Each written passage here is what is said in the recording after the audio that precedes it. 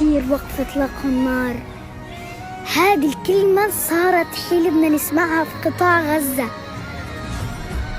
وإذا صارت وقف إطلاق النار رح نعيش بأمان، رح نعيش بسلام، رح نعيش بحرية،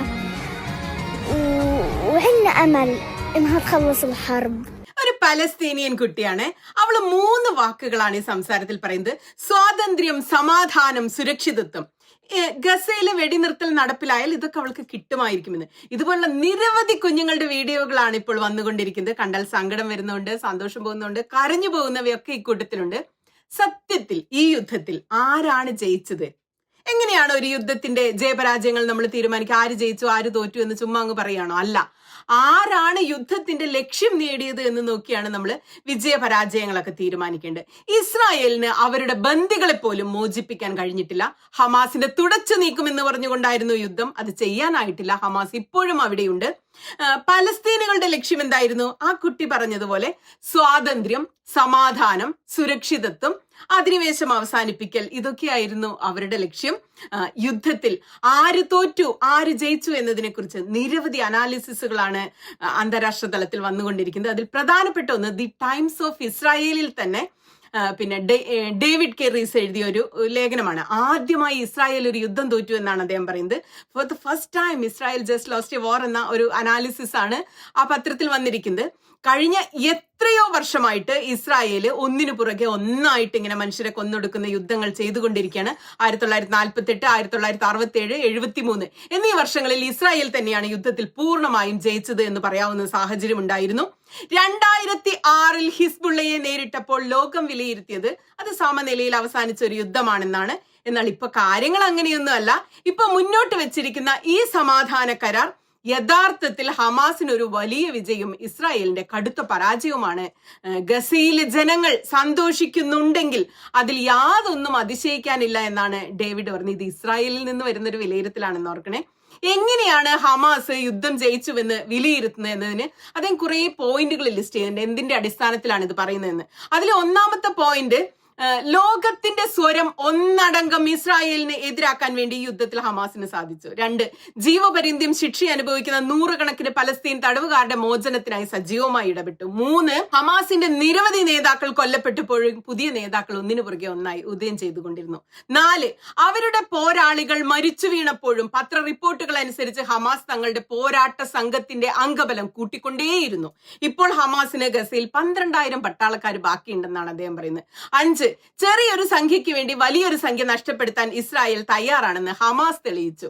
ഇപ്പൊ തന്നെ നിങ്ങൾ ആലോചിച്ച് നോക്ക്, 3 ഹോസ്റ്റേജസിനെ അങ്ങോട്ട് വിട്ടുകൊടുക്കുമ്പോൾ ഇങ്ങോട്ട് 100 കണക്കിന് പേരെയാണ് ഇസ്രായേൽ തുറന്നു വിട്ടുകൊണ്ടിരിക്കുന്നത്. 6ാമത്തെ പോയിന്റ്, 2023 ഒക്ടോബർ 7 കൂട്ടക്കുരുതി ഭീകരമായ ഫലങ്ങൾ ഉണ്ടാക്കിയതാണെന്ന് ഹമാസ് തന്നെ സമ്മതിക്കുന്ന കാര്യമാണ്. യഥാർത്ഥത്തിൽ 2023 ഒക്ടോബർ 6 മുമ്പുണ്ടായിരുന്നതിനേക്കാൾ ഇസ്രായേലിന്റെ ശക്തി വളരെയധികം ക്ഷയിച്ചിരിക്കുന്നു.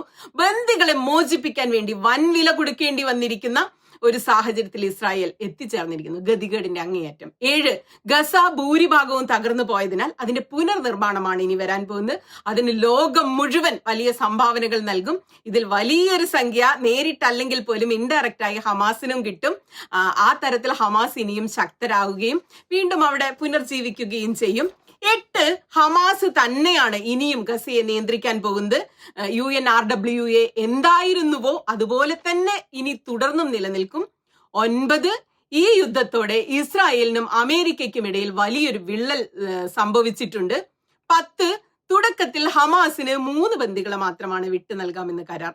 അതിനുശേഷം 4 ബന്ദികളെ വീതം ഹമാസ് വിട്ടു നൽകണം. 1ാം ഘട്ടത്തിൽ ആകെ 33 ബന്ദികളെയെ ഹമാസ് വിട്ടു നൽകാനേ പോകുന്നുള്ളൂ മൊത്തത്തിൽ. അതിനുശേഷം ഇസ്രായേലിന് വേണമെങ്കിൽ കൂടുതൽ പലസ്തീൻ തടവുകാരെ വിട്ടു നൽകിക്കൊണ്ട് ഒരു ധാരണയിലെത്താമെന്നാണ് ഇപ്പൊ കരാർ.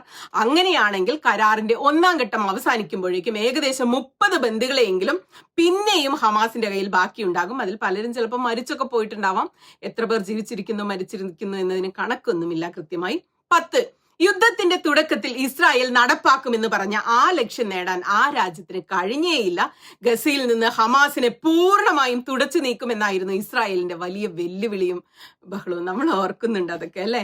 11, യുദ്ധ കുറ്റകൃത്യങ്ങൾ ചെയ്യുന്നതിന് ഇസ്രായേൽ ഇനി വലിയ വില കൊടുക്കേണ്ടി വരും, കോടതികളിൽ ഹാജരാകണം. ഒക്ടോബർ 7 ഹമാസ് നടത്തിയ കൂട്ടക്കൊല മാത്രമല്ല യുദ്ധക്കുറ്റം, ആയിരക്കണക്കിന് മിസൈലുകൾ ഇസ്രായേൽ തൊടുത്തുവിട്ടത് യുദ്ധക്കുറ്റമാണ്. കുഞ്ഞുങ്ങളെ കൊന്നത് യുദ്ധക്കുറ്റമാണ്. ഇസ്രായേൽ ഇതിനൊക്കെ മറുപടി പറയണം. 12 ഈ യുദ്ധത്തിൽ ഇസ്രായേൽ കൊടുക്കേണ്ടി വന്ന വില എന്ന് പറയുന്നത് വളരെ വലുതാണ്. ഒക്ടോബർ 7 കൂട്ടക്കൊലയ്ക്ക് ശേഷം ഗസയിൽ 400-ൽ പരം ഇസ്രായേലി സൈനികരെ കൊന്നൊടുക്കാൻ വേണ്ടി ഹമാസിന് കഴിഞ്ഞു എന്ന് മാത്രമല്ല, ഇസ്രായേലിന്റെ ദേശീയ കടം ഗണ്യമായിട്ട് വർദ്ധിച്ചു, സമ്പദ് വ്യവസ്ഥ തകർന്നടിഞ്ഞു. യുദ്ധത്തോടെ ഇസ്രായേലിന്റെ സാമ്പത്തിക ഇടപാടുകൾ 20% കുറഞ്ഞു എന്നാണ് ഇപ്പോൾ പുറത്തു വരുന്ന പുതിയ റിപ്പോർട്ടുകൾ കാണിക്കുന്നത്. 13 ഗസയിലെ ഹമാസ് സേനയിൽ നിന്ന് ഇസ്രായേലിന് അല്പം ഒരു ആശ്വാസം ലഭിച്ചേക്കാമെങ്കിലും ഇസ്രായേലിനെ നേരിടാൻ ഇറാന്റെ പ്രതിരോധത്തിന്റെ അച്ചുതണ്ടെന്ന് വിശേഷിപ്പിക്കാവുന്ന ഹൂത്തികൾ ഹമാസ് അധികമുള്ള ഭാഗങ്ങളും വെസ്റ്റ് ബാങ്കിലും ഇറാനിലും ഒക്കെ ഇവരൊക്കെ ഇപ്പോഴും യുദ്ധത്തിന് എപ്പോഴും തയ്യാറായി നിൽക്കുകയാണ്.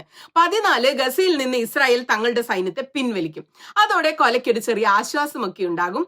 പക്ഷേ 2023 ഒക്ടോബർ 6 വരെയില്ലാത്ത എന്താണ് ഇസ്രായേൽ ഇപ്പോൾ നേടിയത് എന്ന് ചോദിച്ചാൽ തീർച്ചയായും അതിന്റെ ഉത്തരം അങ്ങനെയൊന്നും പ്രത്യേകിച്ചൊന്നും കിട്ടിയില്ല എന്ന് തന്നെയാണ്.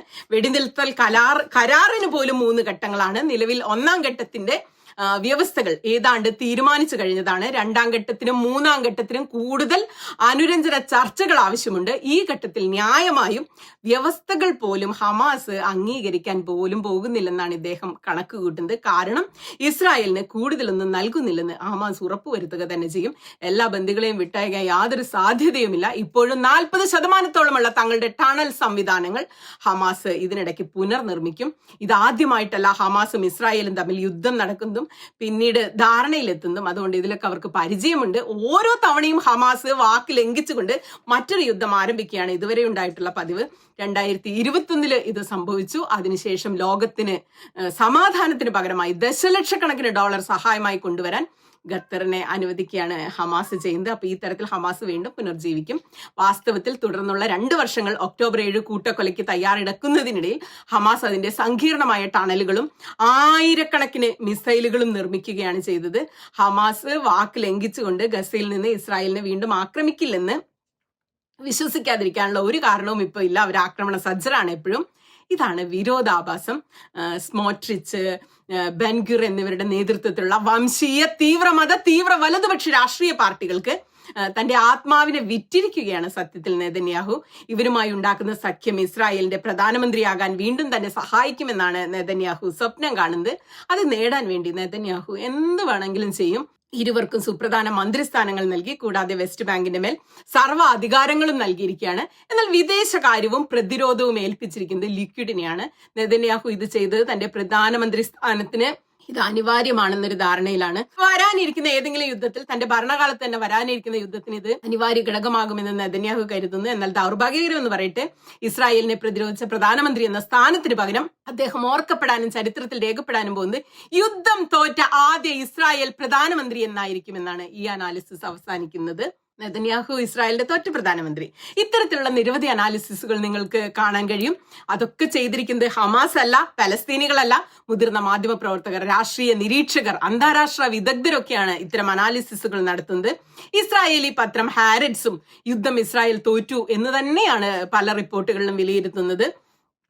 നമ്മൾ തോൽവി സമ്മതിക്കണം. അത് പറയാൻ നമുക്ക് താല്പര്യമൊന്നും ഇല്ലെങ്കിലും പറയല്ലാതെ നമ്മളെ മുന്നിൽ മറ്റു മാർഗങ്ങളില്ല.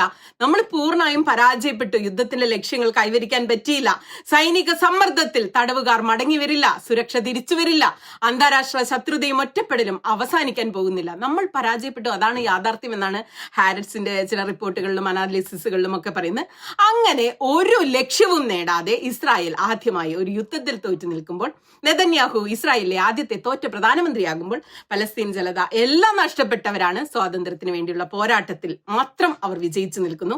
അറബ് രാജ്യങ്ങൾ ഈ യുദ്ധത്തിൽ പലസ്തീനെ പരസ്യമായി പിന്തുണച്ചിരുന്നുവെങ്കിൽ നിങ്ങൾ ആലോചിച്ച് നോക്കൂ, പലസ്തീൻ ജനത വിജയിച്ചേനെ, യുദ്ധക്കൊതി തന്നെ അവസാനിച്ചേനെ. പക്ഷെ അതുണ്ടായില്ല. എങ്കിലും പലസ്തീനിൽ നിന്നും വരുന്ന കുഞ്ഞുങ്ങളുടെ വീഡിയോകൾ, അവിടെ പുതിയൊരു സുപ്രഭാതം പൊട്ടിവിടരുന്നതിന്റെ ചിത്രം നമുക്ക് കാണിച്ചു തരുന്നുണ്ട്. വളരെ വേദനയുള്ള വീഡിയോകളാണ്. പക്ഷെ അതിലൊരു പ്രതീക്ഷയുടെ ഒരു പുൽനാമ്പുകൾ നമുക്ക് കാണാം. افتح بيتي لاني اكثر من سنة بستنى في هذا الحلم عشان ارجع على بيتي والاقيه سليم. طبعا مش هرجع يا حالي، ارجع على مصيبة طلعت من الردم. പലസ്തീനിൽ സമാധാനം പുലരട്ടെ, അവർക്ക് സ്വാതന്ത്ര്യം കിട്ടട്ടെ, സുരക്ഷിതമായി ഉറങ്ങാൻ കുഞ്ഞുങ്ങൾക്ക് പറ്റട്ടെ, ലോകം മുഴുവൻ പലസ്തീന്റെ പുനർനിർമ്മാണത്തിന് സഹായിക്കട്ടെ. നിരപരാധികളായ സ്ത്രീകളെയും കുഞ്ഞുങ്ങളെയും കൊന്നൊടുക്കിയ ഇസ്രായേൽ മുടിഞ്ഞ പണ്ടാരടക്കി നാറാണക്കല്ല് പാകിപ്പോട്ടെ എന്ന് ഞാൻ പ്രാഗിയാൽ അത് പൊളിറ്റിക്കലി കറക്റ്റ് ആകുമോ ഗൈസ്? അത് പൊളിറ്റിക്കലി കറക്റ്റ് ആണെങ്കിൽ നിങ്ങളും തലയിൽ കൈവച്ച് മുടിഞ്ഞു പോട്ടെ ഇസ്രായേൽ നെതന്യാഹു എന്ന് ഒന്ന് പ്രാഗിക്കോ.